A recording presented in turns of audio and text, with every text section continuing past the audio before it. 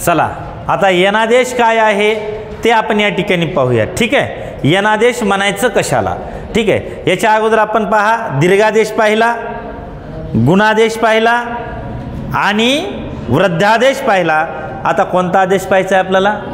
यनादेश पाहायचा आहे. ठीक आहे, काय पाहायचा आहे? यनादेश. ठीक आहे, जरा यनादेशाला इकडे समजून देऊ का? बरं इथंच समजून देतो, जागा आहे भरपूर आपल्याकडे. ठीक आहे, हा कसा तयार होतो ते पहा. बघा रे राजांनो, आता मी इथं काय लिहिलो ते सगळ्यांनी जरा नीट लक्ष देऊ नाही का? पहा कोणता स्वर आहे रे हा? सगळ्यांनी सांगा. ई आहे. मग ई किंवा ई, रस्वई किंवा दीर्घई. ठीक आहे, ई किंवा ई. आणि त्याचबरोबर हा कोणता स्वर आहे सांगा बरं? ऊ किंवा ऊ. ठीक आहे, आणि हा कोणता आहे सांगा बरं एकदा? रू. ई किंवा ऊ किंवा रू यांच्या पुढे पहा, इथं यांच्या पुढे कोणताही विजातीय स्वर आला. पहा, कोणताही विजातीय स्वर आल्यास, कोणताही विजातीय स्वर आल्यास भानगड व्हायली काय ते बघा. आता काय म्हणालो मी? ई ऊ रू. ठीक आहे, ई ऊ रू यांच्या पुढे कोणताही विजातीय स्वर आल्यास, म्हणा एकदा, ई ऊ रू यांच्या पुढे कोणताही विजातीय स्वर आल्यास. ठीक आहे, बघा कोणताही विजातीय स्वर आल्यास हा जो ई आहे ना राजांनो, या ईचा काय होत असतो माहिती आहे? या ईचा होत असतो पहा ये. ईचा काय होत असतो? ये. आणि हा जो ऊ आहे, ठीक आहे, हा जो ऊ आहे हा ऊचा होत असतो पहा व. ऊचा काय होत असतो? व. आणि हा जो रू आहे ह्या रूचा होत असतो र. रूचा काय होत असतो? र. म्हणजेच ह्याचा अर्थ असा आहे पहा, ई यू रू रस्व किंवा दीर्घ यांच्या पुढे इथं कोणताही स्वर जर आला तर ईचा काय होतो? बोला पटकन. ऊचा काय होतो? रूचा काय होतो? मग आता परत एकदा सांगा की ई ऊ रू यांच्या पुढे जे आहे विजातीय स्वर आल्याच्या नंतर या ई किंवा ईचा काय होतो रे? ये. काय होतो?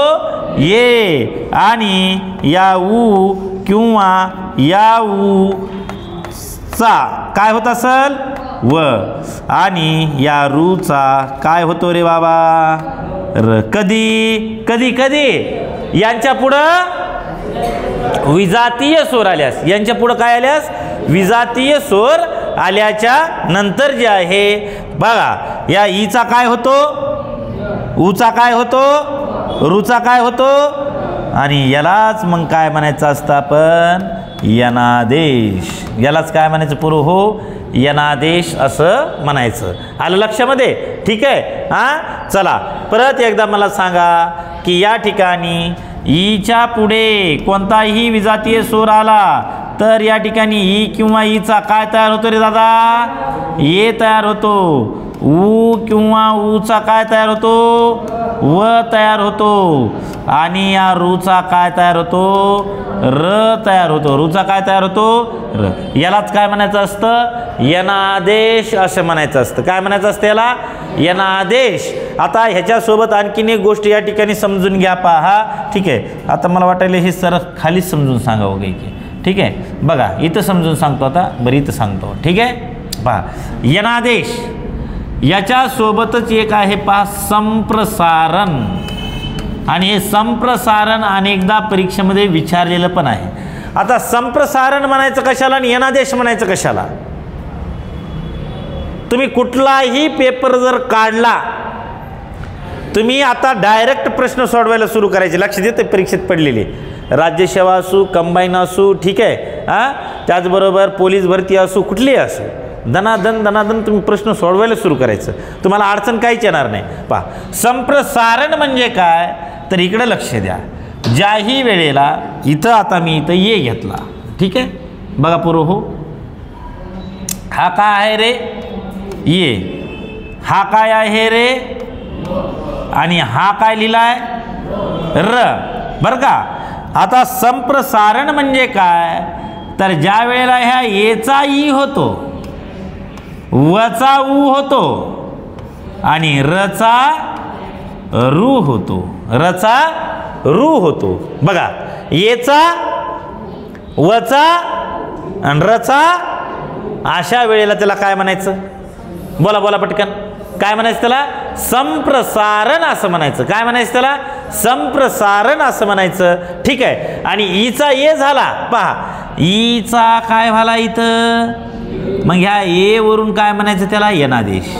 काय म्हणायचं पुरं हो, हे लक्षात कसं ठेवायचं पहा, दोघांमध्ये कन्फ्युजन होते नाही तर परीक्षेमध्ये. ठीक आहे. ईचा म्हणजे स्वराचं व्यंजन बनला की काय झाला, काय झाला, यनादेश झाला. ठीक आहे, नीट समजून घ्यायचं, ह्याच्यावरती परीक्षेमध्ये लयदा प्रश्न आलाय. ठीक आहे. आणि या ठिकाणी एचा जर ई जर होत असेल तर त्याला काय म्हणायचं रे, संप्रसारण म्हणायचंय. ह्या दोन्हीही क्रिया एकमेकाच्या कशा आहेत, विरुद्ध आहेत. कशा आहेत, टोटली विरुद्ध आहेत. लक्षात येतंय. मग संप्रसारण म्हणजे काय, एचा ई होणं, वचा उ होणं आणि रचा रू होणं, याला काय म्हणायचं, संप्रसारण.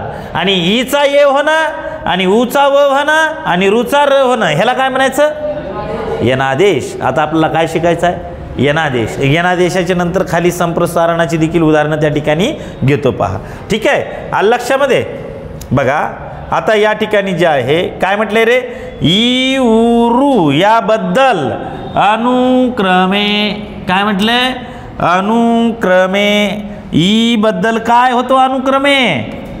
हा, रू बद्दल, उ बद्दल काय होतो आणि रू बद्दल. मग चला बघा, ई उ रू याबद्दल अनुक्रमे. अनुक्रमे म्हणजे ई पासून सुरू करा.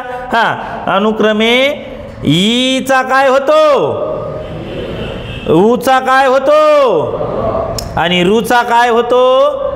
मग ई उ रू याबद्दल अनुक्रमे ये व र असे आदेश होतात. त्यास, त्यास काय म्हणतात रे बाबा, काय म्हणतात त्यास, यनादेश म्हणतात. त्यास काय म्हणतात, यनादेश असे म्हणतात. आलं लक्षामध्ये, काय म्हणतात त्याला, यनादेश असे म्हणतात. ई उ रू याबद्दल अनुक्रमे ये व र असे आदेश होतात. त्यास काय म्हणायचं या ठिकाणी, यनादेश असे म्हणतात. आलं लक्षामध्ये, काही अडचण काय नाही ना.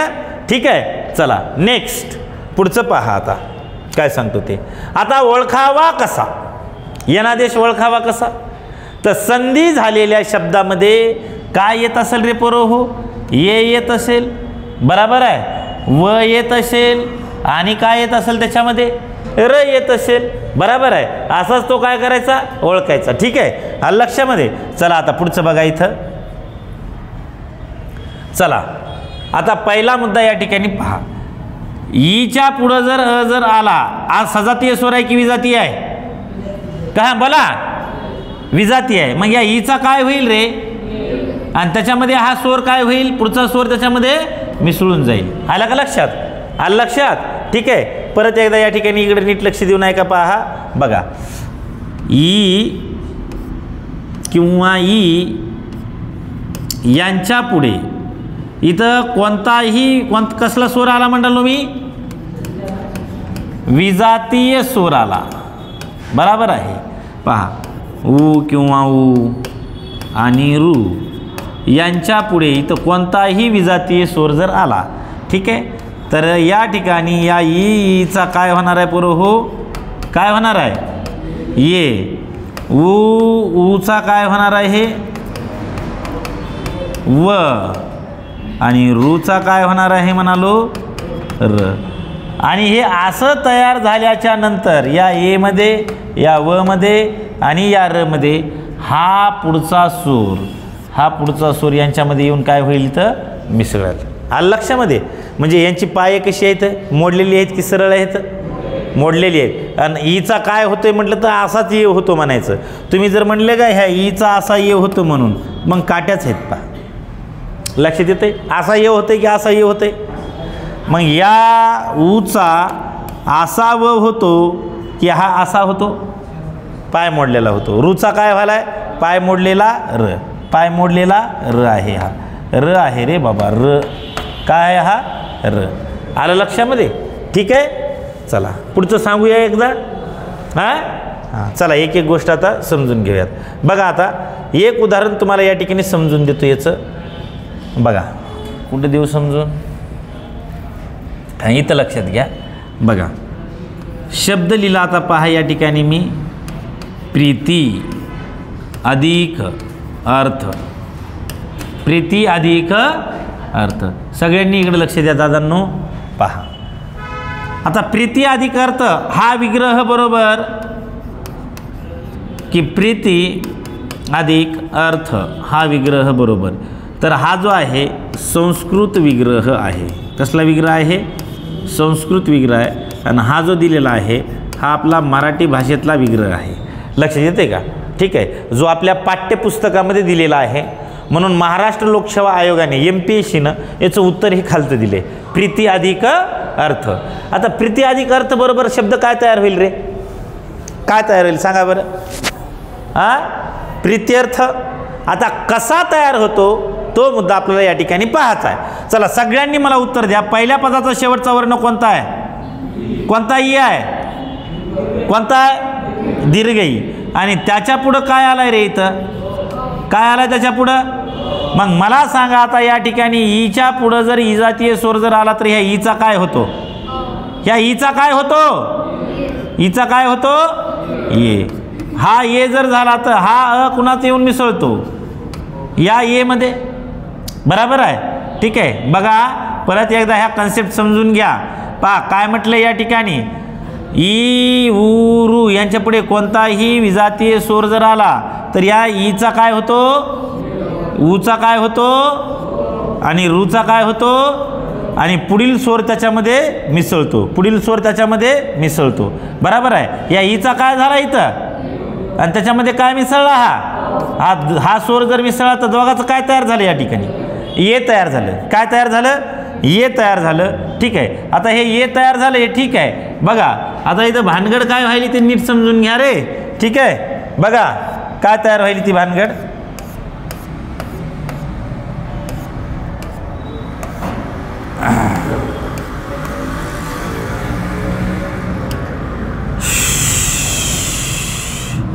आता या ठिकाणी या प्रीतीमधला ई काय झालाय? खाली निघून आलाय. बरोबर आहे? आणि या ईचा काय बनलाय? इथं ये बनलाय. आणि या ये मध्ये काय मिसळला? मग ह्या दोघांचं काय झालं इथं? आहे की नाही? ह्या दोघांचं इथं जुगाड लागलं आणि इथं काय तयार झालं हे? मग आता ह्या प्रीतीमध्ये शिल्लक काय राहिलं भाऊ? फक्त शिल्लक काय राहिलं? प्रीत.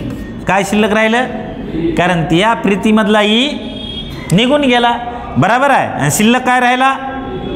प्रीत. आणि पुढं काय तयार झालाय? हा ये.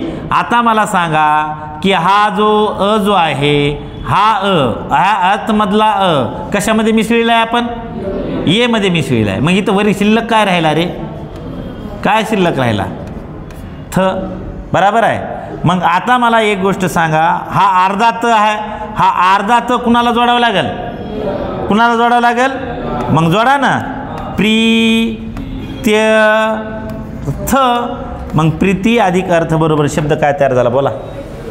आहे की नाही? आणि याच्यावर क्वेश्चन परीक्षेमध्ये विचारलेला आहे बा. लक्षात येतंय? ठीक आहे, हे शब्द कसा तयार झाला हे कळायलंय की कळलं नाही गेलंय? कळायलंय ना? ठीक आहे, चला नेक्स्ट पुढचं सांगू आता. कळालं?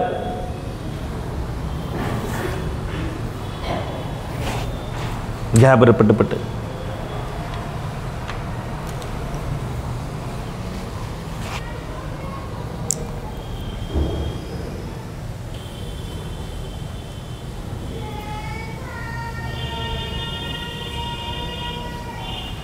झालं का? बर ठीक. चला पुढचा मुद्दा बघा आता. ईच्या पुढं जर आला तर ह्या ईचा काय होतो दादांनो? आणि हा कशामध्ये मिसळेल? दोघाचा काय तयार होईल? ये. काय की ये? मग प्रीती अधिक अर्थ. बघा आता चला सांगा या ठिकाणी हे काय म्हणालो, हा संस्कृत आहे इथं लिहून टाका. याला काय म्हणायचं, संस्कृत संधी म्हणायचं. आणि हा लिहा मराठी पाठ्यपुस्तकानुसार प्रीती अधिक अर्थ. आणि उत्तर देखील आयोगाने हेच दिले, प्रीती अधिक अर्थ. ठीक आहे. आता ह्याच्यातला समजून सांगतो तुम्हाला. बघा, प्रीती पहिल्या पदाचा शेवटचा वर्ण कोणता आहे, दुसऱ्या पदाचा पहिला कोणता आहे. आता ह्या ईचा काय होईल दादांनो, ये. आणि हा कुठं जाईन, ह्या मध्ये. बरोबर आहे. या दोघांच्या एकत्रीकरणातून काय तयार झाला, मग प्रीती अधिक अर्थ बरोबर शब्द काय तयार झाला तिकडं, प्रीत्यर्थ. काय तयार झाला, प्रीत्यर्थ. आता या ठिकाणी जे आहे प्रीत्यर्थ शब्द तयार झाला. लक्षात आलं का. ठीक आहे. हे प्रीत्यर्थ कसा तयार झाला वरी पण सांगितले. प्रीती अधिक अर्थ. इथं काय आहे, फक्त इथं दीर्घ ई येईल, इथं हा रस्व ई येईल, या ईचा या ठिकाणी ये होईल आणि त्याच्यामध्ये काय होईल, हा अमिश्रण. मग या दोघांचं काय तयार होईल, ये होईल. मग प्रीती अधिक अर्थ बरोबर या ठिकाणी शब्द प्रीत्यर्थ तयार होईल, आहे की नाही. थोडा कलर चेंज करतो बघा आता. ठीक आहे. इथं लक्षात घ्या भानगड काय आहे ते. अति अधिक अल्प. सांगा रे, पहिल्या पदाचा शेवटचा वर्ण कोणता आहे दादांनो, दुसऱ्या पदाचा पहिला वर्ण कोणता आहे. आता या ईचा काय होईल बोला, ईचा त्याच्यामध्ये काय मिसळेल, हा मग हा जर मिसळला तर दोघाचा काय तयार झाला. मग या ठिकाणी अति अधिक अल्प बरोबर शब्द काय तयार होईल, अत्यल्प. कसा व्हायला कळायले की नाही कळायले, एकदा सांगू परत एकदा, हा सांगू. ठीक आहे. बघा, हा काय आहे अति, हा काय आहे अल्प, काय आहे अल्प. ठीक आहे. चला, या ठिकाणी पहिल्या पदाचा शेवटचा वर्ण कोणता झाला, कोणताही, रस्वई. का बरं रस्वईच, कारण ही वेलांटी कोणती आहे, पहिली आहे. कोणती आहे, पहिली आहे. आणि दुसऱ्या पदाचा पहिला वर्ण कोणता झाला दादा, बराबर. ठीक आहे. मग आता मला सांगा, या ईच्या पुढं काय आला आहे, म्हणजे ईच्या पुढं आलेला स्वर सजाती आहे की विजाती आहे. मग असं असेल तर आता ह्या ईचा काय होईल, ईचा काय होईल, ये. ईचा झाला ये. आणि मग त्याच्यामध्ये काय मिसळला आपण, हा आता हा जर मिसळला तर दोघाचा काय तयार झाला या ठिकाणी, ये. मग आता या ठिकाणी अतिमधून हा या ठिकाणी वरी काय निघून गेलाय, हा ई. त्याचा तयार काय झाला आहे, ये. मग इथं शिल्लक काय तयार राहिलं रे, शिल्लक काय राहिलं आता, त. असं एवढं शिल्लक राहिलं की नाही, काय शिल्लक राहिलं, त शिल्लक राहिलं. बराबर आहे. आणि हे ये बराबर आहे. आणि आता इथं या अल्पमध्ये काय शिल्लक राहिलं सांगा बरं एकदा. हा तर ह्याच्यात आला ना, ये मध्ये कुठं आला, हो का, हा खाली आला आणि कुणात मिसळला, ये मध्ये. काय तयार झाला इथं, ये. मग वरी शिल्लक काय राहिलं आता, अल्प, आहे की नाही. मग आता हा त कशामध्ये मिसळल, आत पूर्ण आहे की अपूर्ण आहे, अपूर्ण आहे, अर्धा त आहे. मग हा अर्धा त असा लिहा, अत्यल्प, आहे की नाही. शब्द कसा झाला भाऊ, अत्यल्प. आलं लक्षामध्ये. ठीक आहे. काय अडचण इथपर्यंत, हां काय नाही ना. ठीक आहे. चला पुढचं बघूया दादा. झालं हे.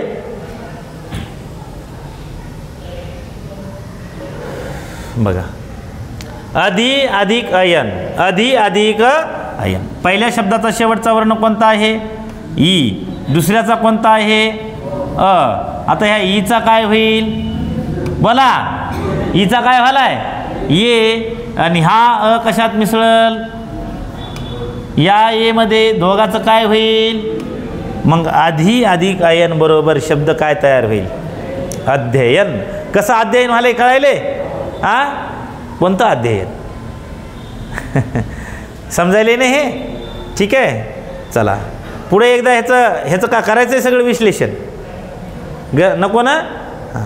गती अधिक अंतर. पहिल्या पदाचा शेवटचा वर्ण, दुसऱ्या पदाचा पहिला वर्ण, ईचा काय झाला पुरो, हो काय मिसळला त्यात, काय तयार झाला. मग गती अधिक अंतर बरोबर शब्द काय तयार होईल, गत्यंतर. काय शब्द तयार झाला, गत्यंतर. आला का लक्षामध्ये, ओ आहे की नाही. बर चला नेक्स्ट. ईच्या पुढं जर आ जर आला तर या ईचा काय होईल पुरं हो, काय होईल, आणि हा आ कशात मिसळल, मग दोघाचा काय तयार होईल या. आता यानुसार बघा आता इथं कसं तयार झाले ते बघा. इति अधिक आदी, पहिल्या पदाचा शेवटचा वर्ण कोणता आहे ई, दुसऱ्या पदाचा पहिला वर्ण कोणता आहे आ, दोघा ह्या ईचा काय झाला ये, त्यात काय मिसळला हा आ, मग काय तयार झाला या. मग इति अधिक आदी बरोबर काय शब्द तयार झाला इत्यादी, काय तयार झाला भाऊ इत्यादी. आलं लक्षामध्ये, ठीक आहे हां. चला बघा आता बऱ्याच जणांना प्रश्न पडते हे इति अधिक आदीचं इत्यादी बनायलंय कसं, पाठ करून चालतंय का, हे समजून घ्यावं लागेल की नाही, बरोबर आहे हां. मग याला समजून घेताना काय करावं लागेल आपल्याला, इथं लिहावं लागेल, काय लिहावं लागेल इति अधिक आदी, बरोबर आहे. पहिल्या पदाचा शेवटचा वर्ण कोणता आहे ई, दुसऱ्याचा कोणता आहे आ, आहे की नाही. मग आता ईच्या पुढं आ आला तर ह्या ईचा काय बनला पोरं हो, त्या पुढं हा आय, आता या ए मध्ये आ मिसळला, काय तयार झाला या. मग इति अधिक आदी बरोबर इथं शिल्लक काय राहिलं इथं, आहे की नाही, आणि पुढं काय शिल्लक राहिलं दादांनो दी. मग आता या त हा कशामध्ये मिसळला या यामध्ये, म्हणून या ठिकाणी शब्द काय तयार होईल इत्यादी, शब्द काय तयार झाला इत्यादी. आलं का लक्षात, काय अडचण इथपर्यंत काय नाही ना, ठीक आहे. चला सांगू पुढचं, चला बघा.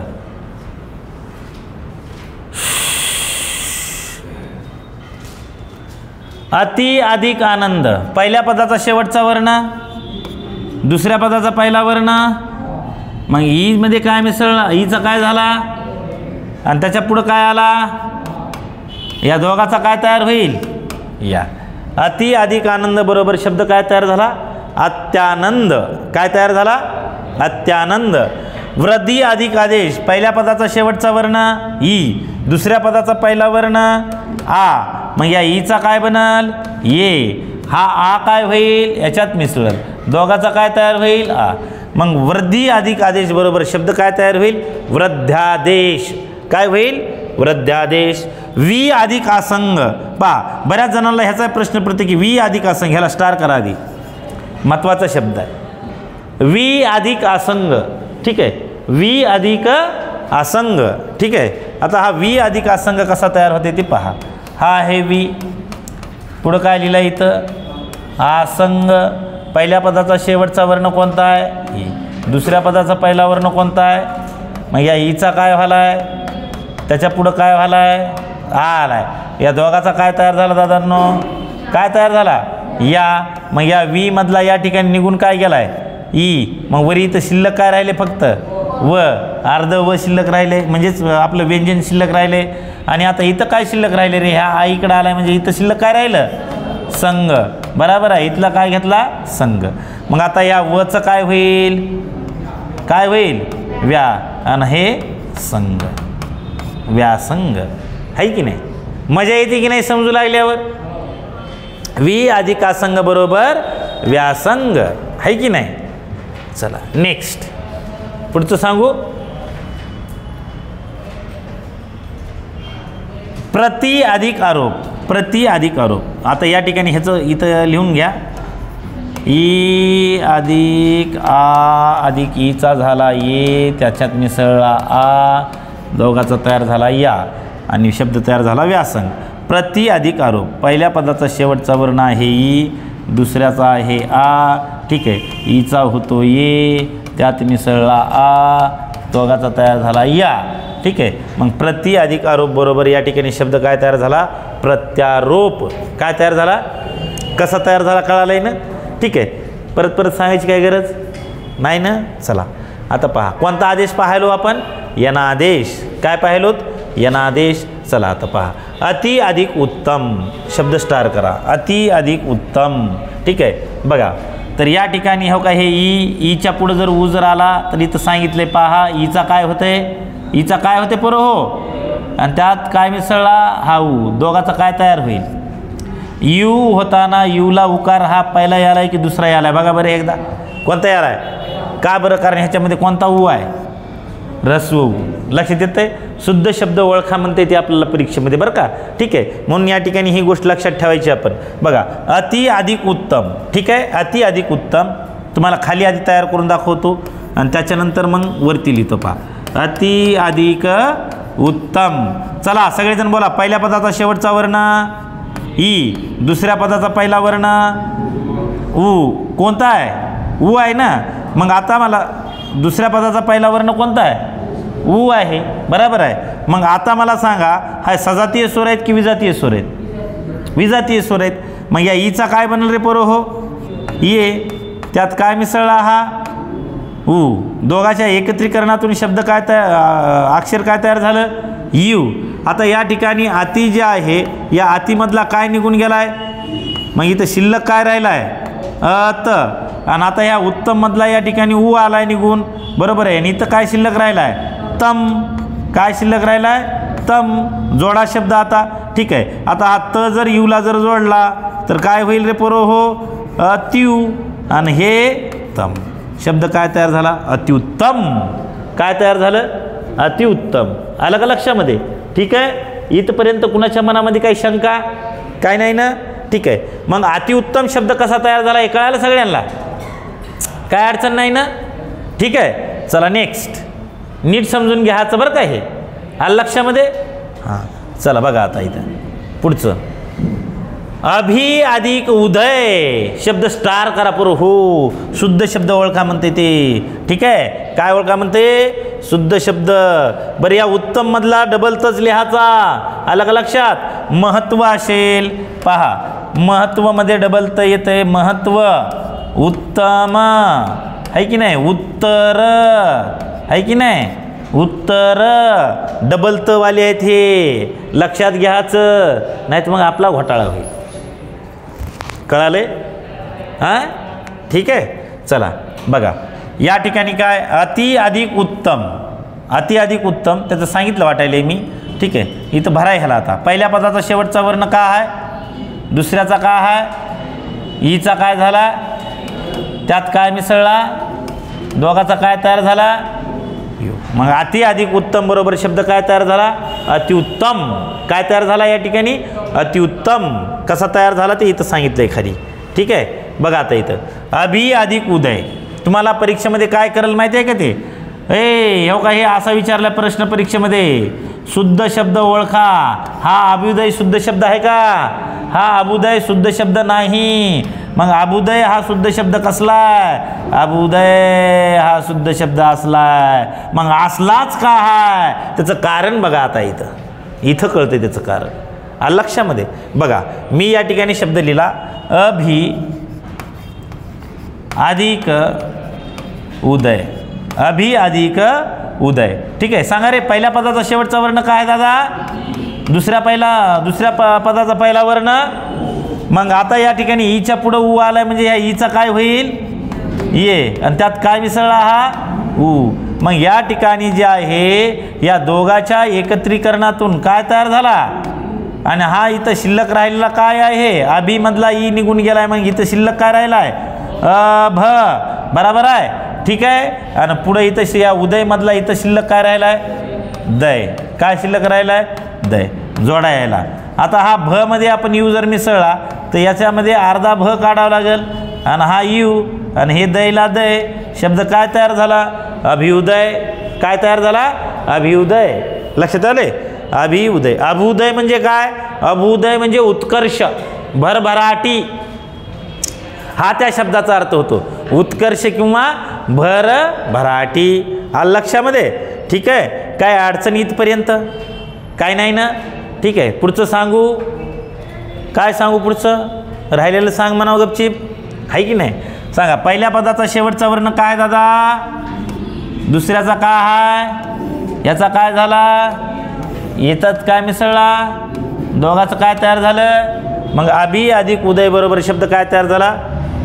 अति अधिक उत्कर्ष. पहिल्या पदाचा शेवटचा वर्ण, दुसऱ्या पदाचा पहिला वर्ण. ईचा काय झाला? त्यात काय मिसळला? काय तयार झाला? अति अधिक उत्कर्ष बरोबर शब्द काय तयार झाला? अतिउत्कर्ष. काय तयार झाला? अतिउत्कर्ष. ठीक आहे. काय अडचण इथपर्यंत? काय नाही ना. चला नेक्स्ट बघा आता इथं हे किती आहे बघू द्या एकदा मला, म्हणजे कळल की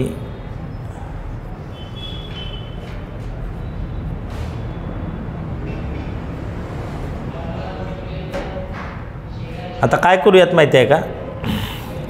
हा राहिलेला भाग जो आहे, हा राहिलेला भाग आपण उद्याच्या लेक्चरमध्ये घेऊयात. ओके आहे की नाही. इथपर्यंत ठीक आहे असं मला वाटायले का एक घेऊ एवढा.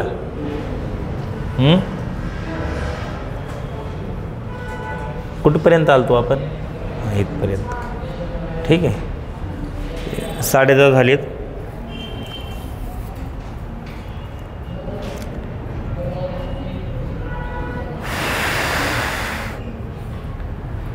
चला बघा आता, बुद्धी अधिक उर्मी, ईच्या पुढं जर ऊ जर आला तर ह्या ईचा काय होते रे पोरं हो, आणि त्यात काय मिसळाला आहे, हा कसला ऊ आहे, दीर्घ आहे की ऱ्हस्व आहे.